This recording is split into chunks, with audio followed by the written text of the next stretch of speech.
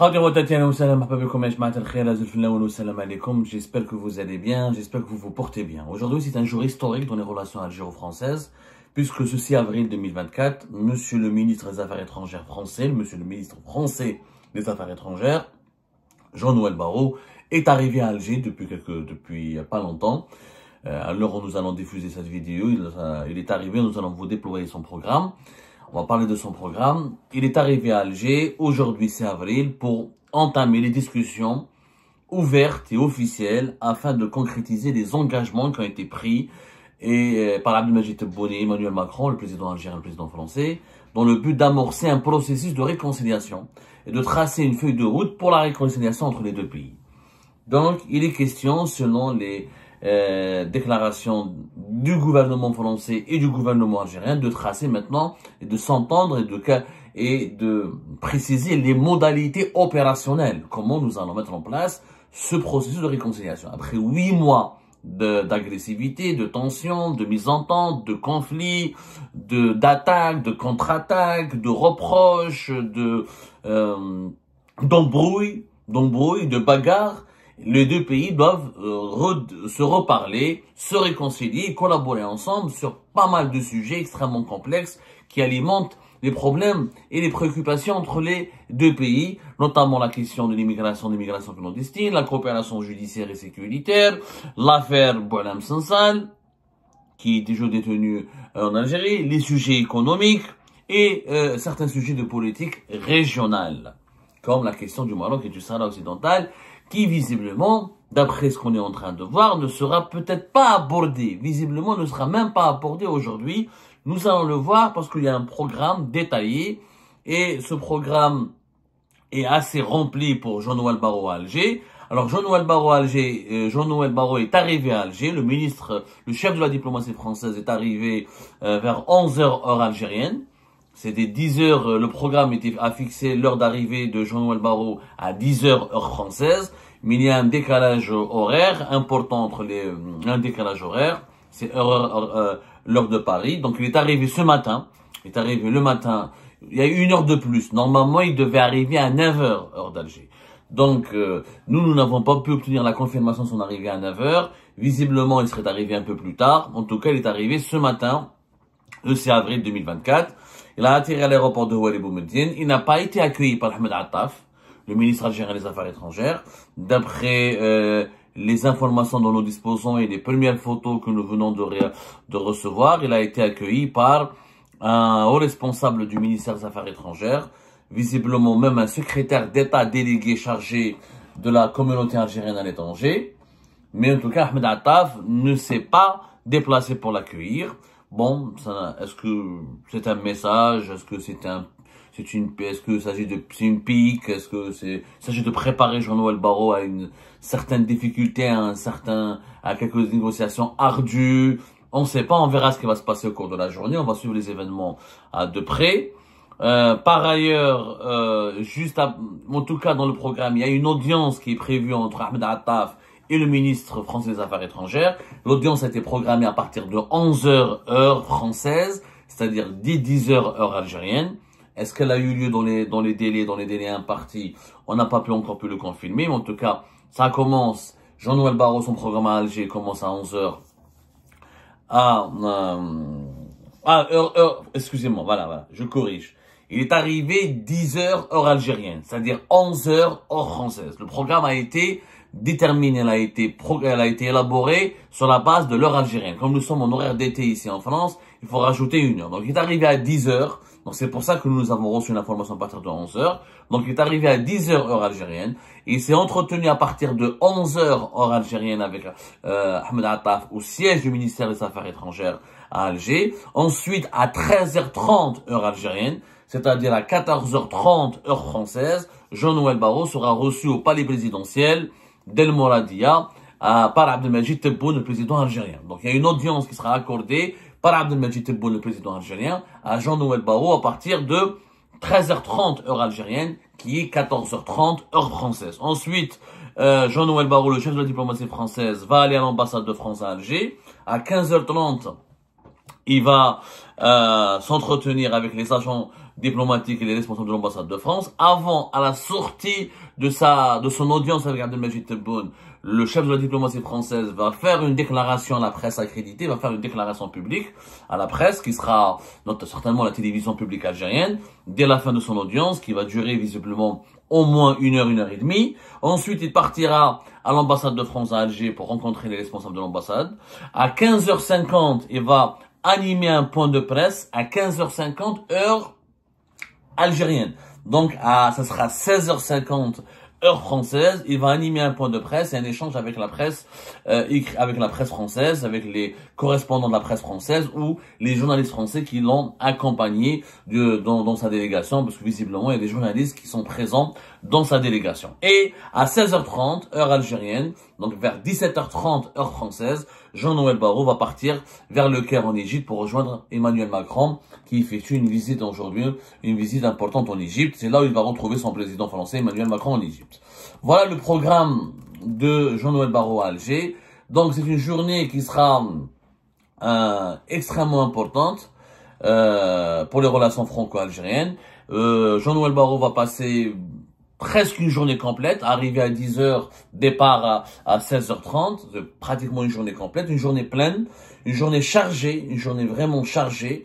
Et ensuite, il va rejoindre Emmanuel Macron qui effectue une visite à partir de demain, lundi et mardi, une visite de 2 jours en Égypte à l'invitation d'Abdel Fattah el-Sisi.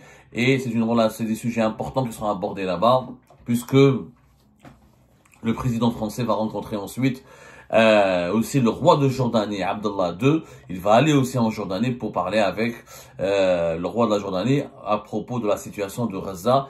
Mais il n'y a pas que cela, puisqu'il y a des accords importants entre l'Égypte et la France qui seront signés. Selon plusieurs informations, la France et l'Égypte vont signer un partenariat stratégique en matière de défense militaire et l'Égypte va acheter beaucoup d'armes à la France. La France a été classée d'ailleurs en 2024 deuxième exportateur mondial d'armement et de matériel militaire, ce qui confirme la bonne santé de l'État de la défense, du secteur de la défense en France. Et si les relations sont compliquées avec l'Algérie, les relations avec l'Égypte sont extrêmement importantes. Et apparemment, il s'agit d'acheter des avions, pourquoi pas un sous-marin, on parle de chars, en tout cas, Emmanuel Macron, du 6 au 8 avril, il va revenir d'Égypte avec beaucoup de contrats et d'importants contrats. Apparemment, il s'agit de la maintenance des avions Rafale que l'armée égyptienne, elle dispose déjà de ces Rafales pour 300 millions d'euros. Ensuite, il est question d'acheter un certain nombre de matériel militaire français encore. On parle de navires, on parle de sous-marins.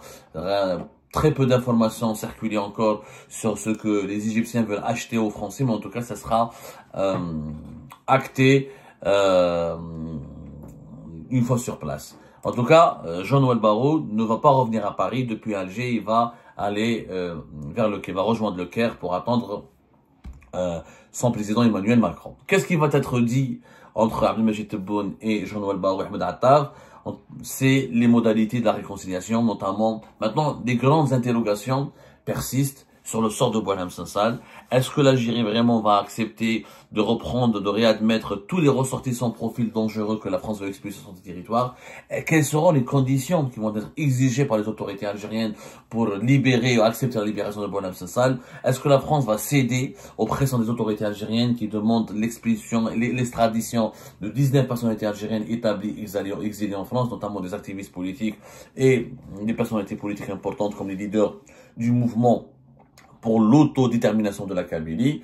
Il y aura aussi les questions économiques. Est-ce que l'Algérie va reprendre les achats de blé français? La France a été très touchée par la baisse des importations algériennes de blé français. La filière du blé, les agriculteurs français ne cessent de faire pression sur les autorités françaises pour demander aux autorités algériennes de mettre fin à ce boycott. Les produits agroalimentaires français, leurs ventes en Algérie ont aussi beaucoup chuté. Est-ce qu'il est question aussi de reprendre les relations économiques en des termes normaux, pour revenir aux conditions normales d'avant la crise politique entre l'Algérie et la France à la fin de juillet 2024? Et surtout, est-ce que le cas du Maroc et du Sahara occidental sera abordé? C'est qu'on ne parle plus du Maroc et du Sahara occidental, c'est quand même incroyable. c'est quand même incroyable, le régime algérien a totalement relégué en second plan, a effacé, a enlevé la question du Maroc et du Sahara occidental, la problématique du Maroc et du Sahara occidental de son menu d'échange, dans le menu de ces échanges avec les autorités françaises. Alors que, je rappelle, initialement, le problème original, le problème numéro un, la cause du conflit diplomatique politique qui est devenu violent et intense avec les mois à venir, et autour duquel se sont greffées des questions secondaires, qui sont les influenceurs pro-régime algérien, l'affaire Boualem Sansal, l'expulsion des migrants, des ressortissants algériens au profil dangereux, la question des opposants, les menaces contre les opposants algériens sur le sol français, les problématiques des échanges économiques, tout ça c'est des questions secondaires. La question principale qui a mené la France et l'Algérie vers l'impasse, vers la crise, vers la tension, vers la violence, c'est la question du Maroc et du Sahara occidental. L'Algérie semble que Abdelmajid Tebboune et le pouvoir algérien a fait marche arrière là-dessus. Apparemment, c'est ce qui a été dit par Abdelmajid Tebboune depuis le 22 mars 2025, ça ne dérange plus l'Algérie que la France soit l'ami du Maroc. Ça ne la dérange plus. Alors que, fin juillet 2024, on en a fait un scandale d'État que la France affirme son soutien à la souveraineté du Maroc sur le territoire du Sahara occidental.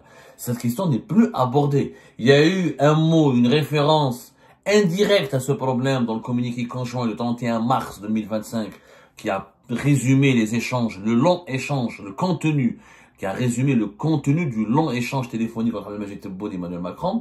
On a parlé de respect de la légalité internationale, mais est-ce que la légalité par rapport à ce qu'on parle de Gaza, est-ce qu'on parle du Mali, est-ce qu'on parle de le Maroc et le Sahara occidental n'ont pas figuré sur cette déclaration, alors que c'est le problème original, c'est le problème originel, c'est la cause initiale de la légalité internationale, c'est quoi? Qu'on nous la définisse. Encore une fois, au niveau de l'ONU n'a pas décidé de l'indépendance du Sahara occidental. La France a répondu quelques jours plus tard. Jean-Noël Barrot a expliqué devant les parlementaires français, lors d'une journée au Parlement, lors d'une journée à l'Assemblée nationale ici en France, il a expliqué que la France, sans son soutien pour l'autonomie marocaine, s'inscrit lui aussi dans la légalité internationale. Puisque le Conseil de sécurité de l'ONU, le droit international, dit que le Sahara occidental est un territoire non autonome, dont le statut juridique doit être clarifié à travers un référendum d'autodétermination, mais ça ne veut pas dire que ce référendum va mener automatiquement vers l'indépendance.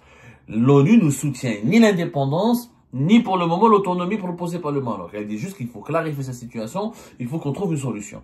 Dans le cadre de ces efforts de l'ONU, la France demande, elle soutient, comme l'Espagne, comme les États-Unis d'Amérique aujourd'hui, depuis 2020, comme l'Espagne depuis 2022, la France soutient la reconnaissance de la souveraineté du Maroc sur le Sahara occidental, alors que l'Algérie soutient l'indépendance.